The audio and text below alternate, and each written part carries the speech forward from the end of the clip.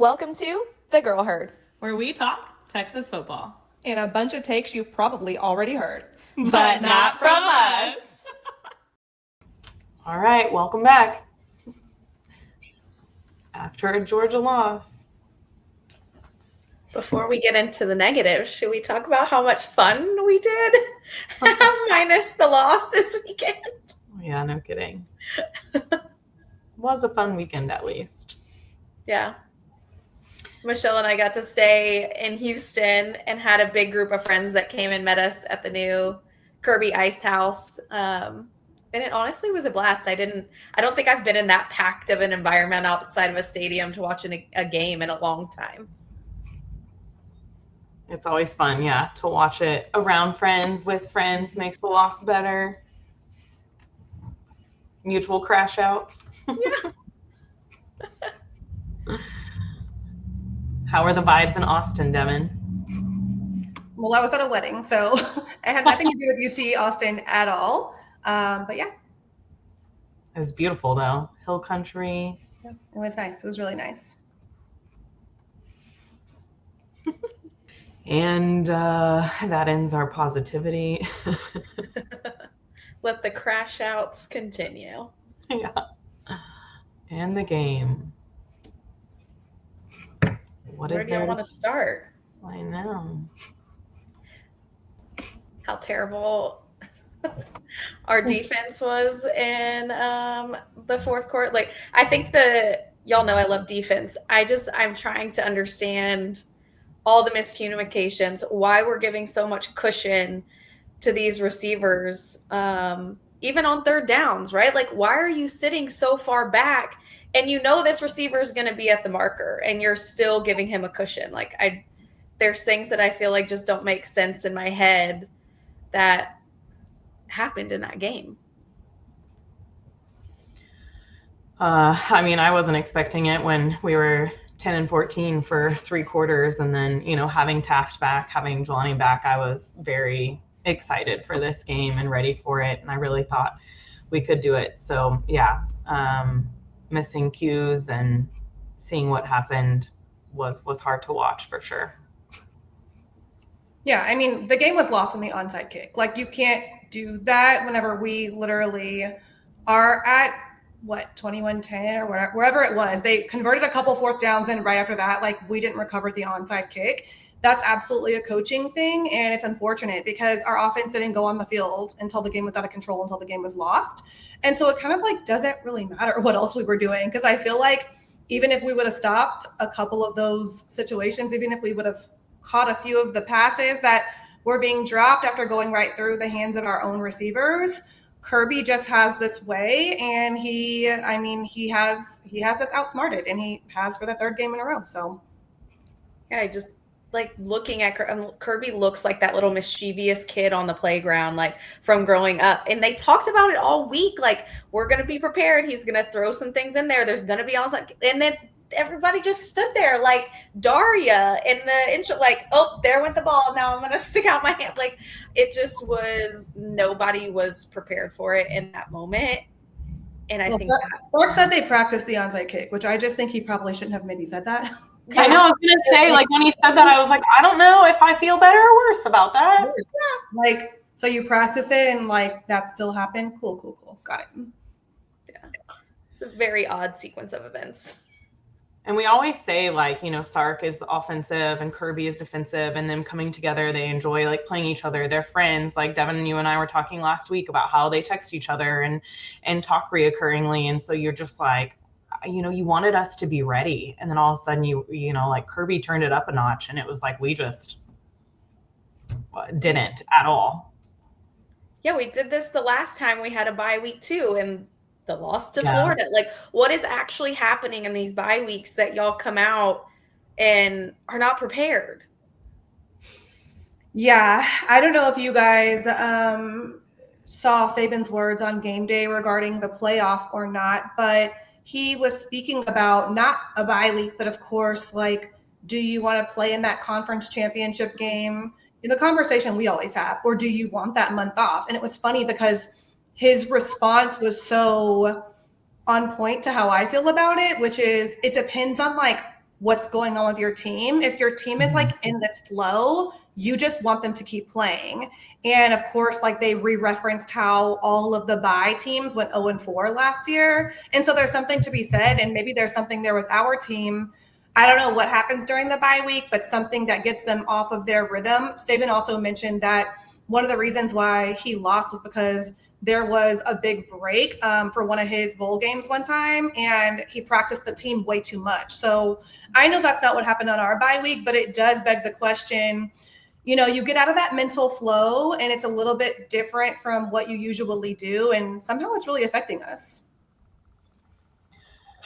Yeah. I mean, like part of me, I mean, we were talking about how we were excited that it was the bye week and how, you know, we had some injuries and that they were going to be ready by this game, and how that just made it even more exciting, really, and that we needed it. And then, but yeah, I completely agree. There has to be something like there's this lull and you know, take too much of a break. I don't know. I don't know what it is, but it is back-to-back times on our bye week. You know, we just look like we crater.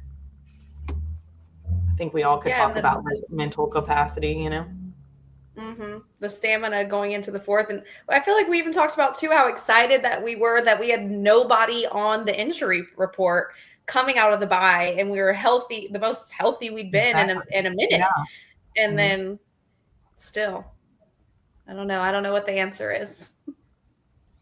Well, I mean, I think the answer is in some of the stuff that I talked about weeks ago. Like this was early in the season. I don't really understand why we show up in the press conference in the way we do. And I think like that actually has a lot to do with what's going on with us culturally.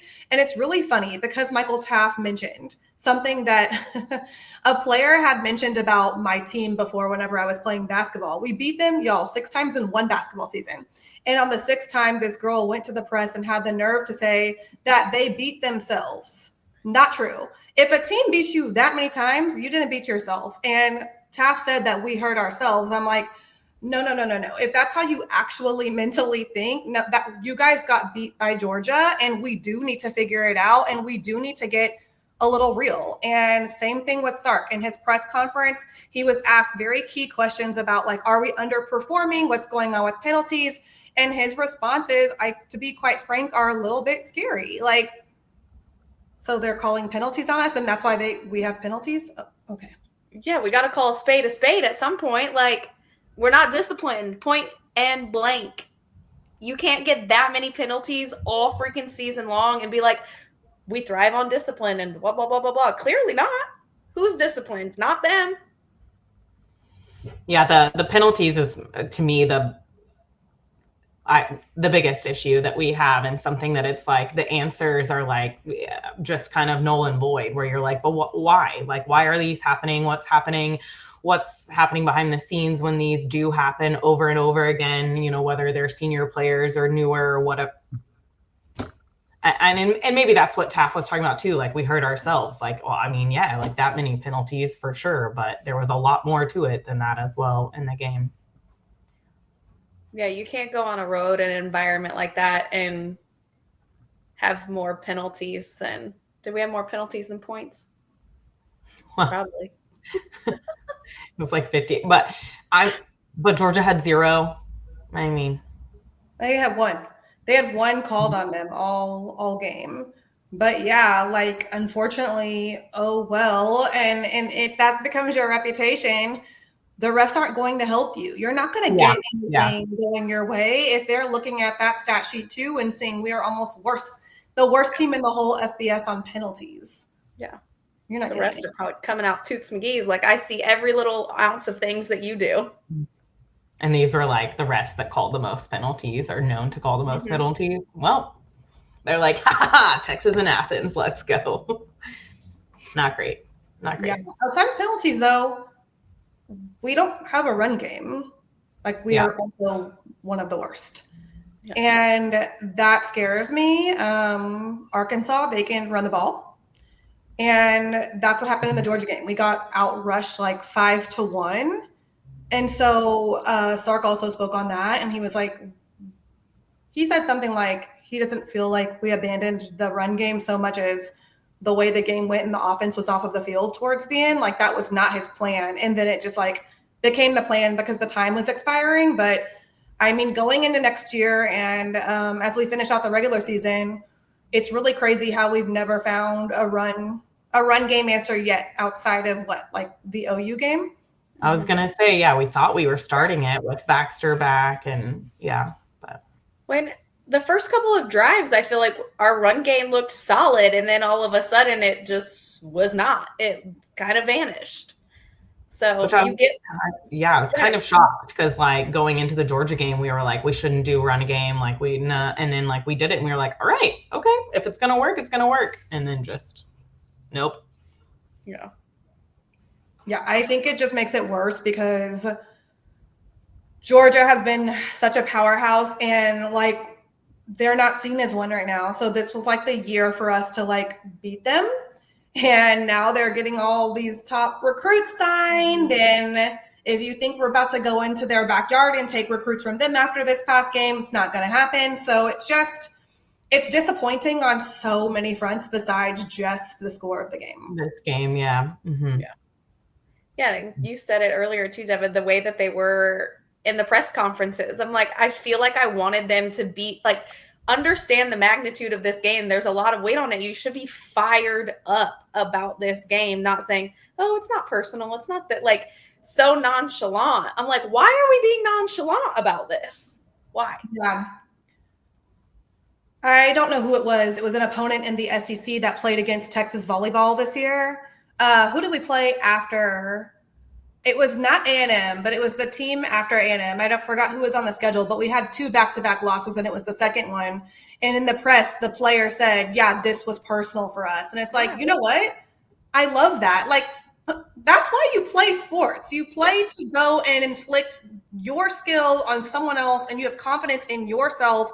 And unfortunately, what I see is us slipping from any identity at all. Like, I have so many question marks about who we are. And it's so funny because actually at the very, very end of Third and Longhorn this week, when they did their post game, Jeremy mentioned something about Kirby Smart that I thought was so particularly key in what happened in this game. And he said, Kirby Smart has the highest level of respect for Coach Sark. Think about yourself in your life, the people that you have the highest level of respect for, and maybe there's high stakes, like it could be your job where you're doing a presentation to people or whatever, and your level of preparation, your level of care, and your level of, no, I'm going to go win this deal or whatever it is. That's what Kirby does when he plays against Sark. And Jeremy mentioned he like loves to play against Sark because he loves to freaking prepare for it because he's a gamer. And so I sat there and I took that in and I said, you know what? It's scary because I just don't think that's how Sark feels about it. I mean, he told us that's not how he feels about it. And so I don't think that's good. Yeah, the competitive nature of an athlete, even like that's what makes you good, right? Is to see that nature, that inside of you. You're like, I'm going to freaking win, and this is what I'm going to do. I'm going to do everything in my power to beat this person. And they're just like, where's the competitiveness? Where is it? It's I please, someone, Texas fans, anybody, call it out. I don't know where it is. I really phone us from the locker room. We'd love to know. Yeah. I mean, yeah, it's what I was saying earlier. Like, I mean, Sark keeps saying he wants to be the offensive guru. Like he is. That's why they hired him. And this would have been the perfect time, like going head to head and putting it out there. And that's where I just, I don't know. Yeah, Connor told us earlier, we haven't had a top offensive front, like since Sark has been there, but you're this offensive mastermind, yet we haven't seen it develop in its full capacity yet. Yeah. All that to say, I think that this is really important to point out how tough it is to get your shot. Like, I don't think in life in general, it takes years to build things. And a lot of people on one side of the coin are like, this is Sark's year 5. And there's a lot of like frustration. But we joined a very competitive conference a year ago. We're the only team to go to 2 back-to-back Final Four finishes in college football. And if we beat A&M, we will be the first team since 2019 to beat 3 top 10. So I mean, all things considered, I do think that Texas fans, shouldn't be trying to like run off the head coach, which I don't think that we are, but I do think like the level of pressure is so out of control sometimes. And two, look at Kirby Smart versus Saban. It took many years for him to get over that hump. So a lot of these things are just sort of normal. And I think the casual fan or person probably like isn't recognizing that. Like it's going to take a lot of years to build up to some of these milestones. We should also appreciate a lot of the milestones that we have achieved with him as well. I'm glad that you brought up our fans. I don't know what it is or why we became this way or how we became this way, but that instant of like, fire this person, bench the quarterback, do this, do that. Like, why did it become that? Like, I feel if I'm a recruit coming in as a quarterback, I'd be like, I don't know if I want to go there. They're about to turn on me in 2.5 seconds if I mess up once, and that's kind of not the environment that you would hope to create for your players coming in. I mean, a counterpoint to that, because there was a back and forth on Twitter during the game. John Childs posted about how basically, and he was directing it to people who actually played with the program, but he said UT alum need to stop playing coy and call things out for what they are. And he meant the level of play. And Quandre Diggs like retweeted it and was like, basically, what's the point of saying that on Twitter? Which I've mentioned this before. I know why our fan base does not do those things. And it's because Xavier Worthy like literally put everybody on a billboard and on notice for calling out players and saying crazy things on Twitter, which I fully do not agree with. These are college student athletes. Like, don't say negative things like that about them. So I think it's like both sides. I think the like benching people, firing people, I almost think that's like any fan of any team, they're gonna overreact, just like we overreact. Like, duh, that's being a fan. But I also see the other side of it too, where like we do have some toxic positivity as well. And I found a lot of that with like the relationship with Quinn. Sometimes it's like it's okay to like talk about how he didn't live up to some of the things that we wanted. So I guess it's like funny watching it because I feel like there's two combos on it. Yeah, that's what I was going to say when you were like saying the positive stuff where it's like, look at us, like, look, we can, we've sat here for the first half of this and talked about, of course, the game and how we're down about it and like things that happened and that surprised us and what's going on with our team. But we're not sitting here being like, fire Sark, bench Arch, like something else is going on. We would love to know what it is, but like we can still sit here and say that, we're not ready to just be done. And like, there's so many positive things that are happening. Like, look at our schedule. I do really think us playing, 5 top 10 teams isn't something that people should just glaze over either, Yeah, we've also said this too of the difference with Saban, right? Saban cares about winning the game and he is going to do what he needs to do to win the game despite anybody else's feelings. And I think that that's a little bit missed in our regard and something that can definitely be improved on. Yeah. I don't know in the ins and outs of the weeds of every single room within our program, but people were actually discussing exactly what you're mentioning, Angie, that some people are getting playing time for these reasons. And it's stuff that you're mentioning. Like, it's not the Saban mentality. It's like the mindset behind some of the decisions in our program. They don't quite lend itself toward certain things. And I mean, I think that's what my question is. Like, what program are we? Like, is Sark this, I am a guy who sends 12 dudes to the league? Well, okay, cool. Like, let us know so that I can like reset my expectations on what we about to be doing. But it's just very hard to read on it. Well, and I think it's different than last year, right? Like, we've been talking about culture and who this team is and what happens and like, or even like the beginning of this year, like I don't know, there just feels like there's this shift where you're now like, what's going on now and what's happening and as we close out our season, right? Yeah. I think one of the shifts and one of the big disappointments is the way that the playoff shifted from 4 to expanded pool. And so you're talking 12 teams. Yeah. Well, like us not getting in, I think that's a failure. Like, we should at minimum get into that playoff and then see what happens every year. And right now, it's all hanging in the balance and it's a huge question mark. And I'll go ahead and say on my side of things, I don't know how y'all feel. Like, I don't think we're a playoff team. Like, I don't think we deserve to go to the playoffs. I don't think we should go to the playoffs over another team that could go in. But I think the feeling is different because of that. But I'll also address something else, because the pressure feeling has also increased. And maybe that's because of like the roster building, NIL portal. The expectation on coaches and programs has gone up because we've seen other programs not fall off. But you got to remember, 8 new players on offense. We talked about it earlier in the year. Like, we knew going in, yes, we want these things from this team, but it's not going to be easy.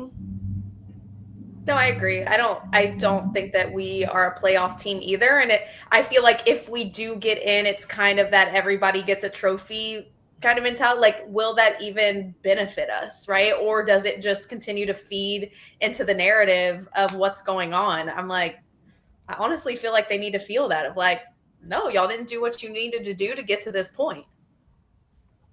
I don't know. Like, I mean, I'm always of the optimism. Like, I would love to see us, and I do, you know, I want the team that played OU. I would say yes, right? Like, coming off of this Georgia game and what just happened, like, it's hard. But if we go and we beat Arkansas and A&M, like, I don't know. But you got to remember, it's not just this past game. We barely scraped by Kentucky and Mississippi State, teams within the SEC that we have no business like crossing our fingers, hoping to die, like stick a needle in my eye situations. It happened, and that's what people are talking about. Like, they're like, Texas, y'all are as close to 9-3 as you are 5-5. And I mean, like, where's the lie? And then you lose by 25. Like, it's not a good case. It's not a good case. And that's the type of stuff that the playoff, by the way, we'll look they at. They look at that. Well, the league looks at it. The SEC looks at it. Like, your points do matter, and then style of play and the way in which you beat a team matters too. But I do think that, and Michelle mentioned this in shorts, that'll be coming out this week too. I do think, and people said, I didn't look it up, but the little wheel that you mentioned of us beating OU beating Bama, they said that happened last year. Did y'all see that too? Mm-mm. I didn't go look, but they said that same wheel happened last year. So I think that's very wild. And so, yeah, I mean, only thing we can do. I did see that, like, people were trying to say like this would be the same situation as Bama last year, and I like don't necessarily agree with that. Like, what's hard though is also like us playing Ohio State, and you go to that conversation of like, should we not do that? Like, we only lost to them by it, you know. So it's just, I mean, I agree. I know about the situations of what happened, of course, and almost killed me the Mississippi State game, but I don't know. We'll see. And this is why there's a committee, and this is why there's people talking. But do you think we're a playoff team? Yes or no? You didn't answer. Devin said, I'm going to make you pick right now. You never answer. I want to know what you think. Yeah, I think there is not we will go. You think we are a playoff team? Like, it's a different question, right? Like, is it what my expectation of us being in the like a playoff team? No, but like, do I think we have, of our schedule and what's happened, like, could it happen? If you look at all of the rest of the teams, like, again, how many other teams played closely, or this happened or whatever, you know, that's what my fight is as well. But yeah, I mean, I don't remember what Bama's schedule was last year, but up until this week, we'll know, of course, this week on the new ranking for the playoff. Up until this week, they are crediting us for the Ohio State loss, quality losses, whatever you want to call them. Mm-hmm. They're crediting us, and they're putting us up high for making our schedule very difficult. So, I mean, I don't think anything different will change with regard to that this week. It just matters for the rest of the field, and everybody's saying they're going to keep us in the hunt, essentially, and we'll have to play the last 2 games. Yeah, have to play the last 2. And I mean, going into Arkansas is not going to be a joke, obviously. I am glad it's at home. I'm glad to be back in Austin. 2 rivals, 2 at-home games, 2 good offenses. Both teams are better offenses than what we have put up this year. So, I'm nervous, y'all. I'm nervous about our secondary. I'm real nervous against that offense. Yeah. Again, this season is my worst nightmare. I can just right now, like, you don't understand the ways in which we can't lose a game because, like, guys, the amount of years that we talked about 8-4 A&M, it's coming back. The clown is coming back to bite from our clown behavior towards them for all of these years. And I don't like it. I don't like it. No, not one teeny tiny little bit. And we talked about this earlier too. I'm like, things just keep getting worse. Now Aunt Hill has a broken hand. Like the things just keep stacking up, not in our favor. Yeah, talk about our defense needing to be good, and then Aunt Hill has a broken hand. I was like, all right, come on. Like, we keep saying we hate it here, and there's no other response. The teams that could be in the playoffs and not us, and what's happening with little brother, I don't like it. What's happening? What is this world? To sit here and take it, which is terrible. All my ops are winning. What in the world? This is worse. This is like the worst. The worst.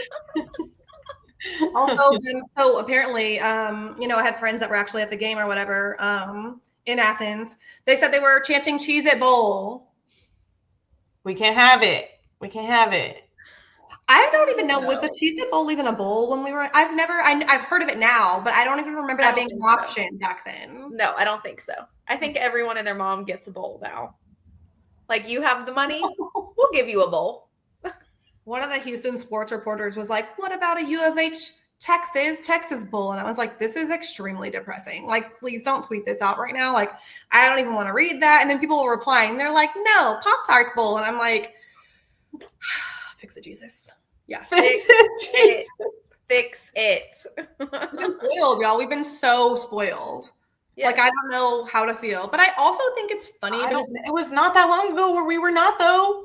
Well, that's what I was about to say. So I think it's funny because, and they're all like calling him out because he's like big mad because he's a Bama fan and obviously OU just beat them. But I sent y'all a video right before we started filming, and this guy was like going off saying like UT fans have little D energy and like basically we're acting like our little brother A&M and how like we used to make fun of them, but we're acting like them with like we scheduled a hard schedule and then like we're making excuses for like how we're playing and how our fans are. And I'm like, do you understand that like our fans have literally had so much PTSD? I don't think any of us are big homers. Like we're very like holding our breath, like, oh, we're good, ?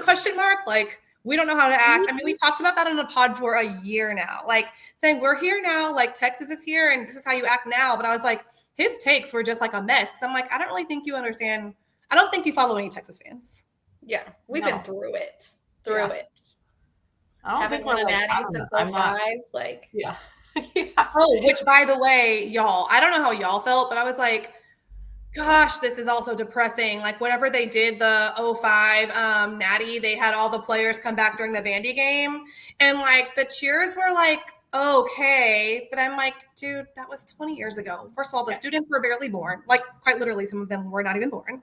Correct. That makes me feel some type of way. And Frank like lets me know because Bama has like so many. But I'm like, gosh, the ways in which they're not giving these men the respect because like quite literally most of the stadium like wasn't alive when this happened.